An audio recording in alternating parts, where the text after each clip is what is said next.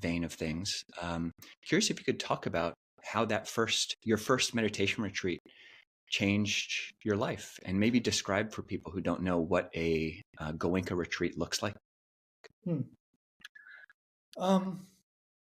At the time, I was doing my PhD in history at Oxford, but I was also looking for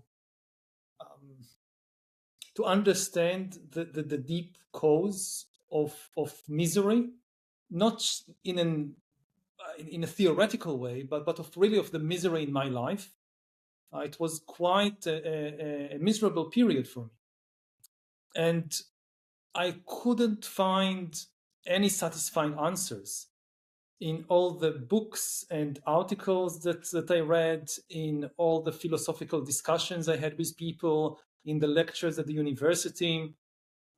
It seemed like humans have no idea what life is all about, what is the cause of suffering, and what could be done about it. And I had a friend who constantly nagged me for more than a year to go and try a meditation retreat. And it was quite annoying, but he was very persistent. And I had no idea what meditation is. I thought it was some kind of mystical ritual that it has nothing for me there. But eventually I became so desperate that I said, why not?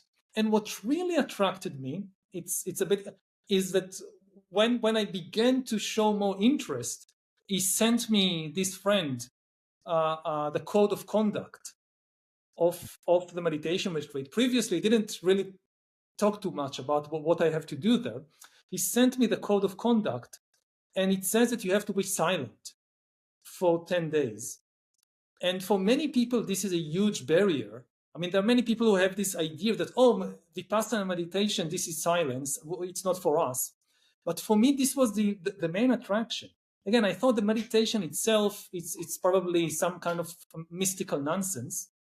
But 10 days of silence, there was something like irresistible in that idea. And I went. And the very first day, I was absolutely kind of literally mind boggled. Like my mind was boggled. I was astounded. No, the practice was extremely simple. In the first days of the retreat, Goenka just instructs the students to focus all the attention on the breath coming in and out of the nostrils, and just feel when the breath is coming in and when it's going out. And it sounded like, the easiest thing in the world, and I couldn't do it for more than 10 seconds. My mind would constantly run somewhere. And again, I was astounded how little I knew about my mind, that I have no control of it, that I don't understand it. I thought I was a very intelligent person. I was doing my PhD at Oxford. I read all these philosophy books, but I really didn't know anything about my mind and how it works. And Goenka kept saying that just observe the reality as it is. If your mind wanders away, it's perfectly fine.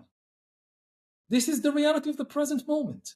That at the present moment, your mind is very agitated, and it runs away to thoughts, to memories, to fantasies. This is the reality. And this instruction, just observe the reality as it is. There is no judgment.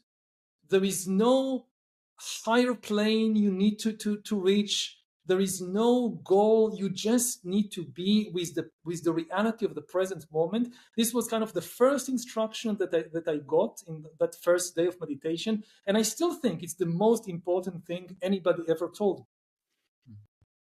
And it completely changed my life and also my work. I don't think I would have been able to write the books like Sapiens or Nexus without the clarity and the balance that the meditation provided. Or I don't think I would have been able to deal with all the tensions and the issues that success and fame and public attention brings with it. So I think that's gives some taste of what, again, for me was, I think that the most important thing I ever did in my life was go to that first retreat.